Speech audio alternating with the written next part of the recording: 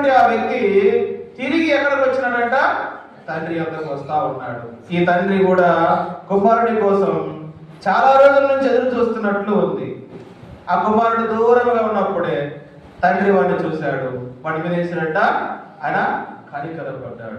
నా ప్రియ సహోదరి సహోదరుడు, మన తండ్రి ఎలాంటి వాడంటే ఆయన జాలి కలిగినటువంటి దేవుడు. మన మీద జాలి పడ్డాడు. ఆ మార్గం గుండా యాజకుడు వెళ్ళాడు, లేవీయుడు వెళ్ళాడు, కానీ ఎవరు కూడా ఆ వ్యక్తి మీద జాలి పడలేదు.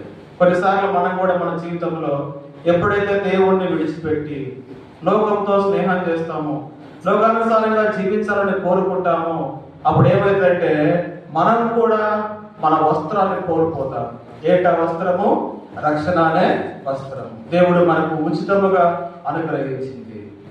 ఇతను కూడా యెరూషలేము అనగా పరిశుద్ధులు నివసించే స్థలం.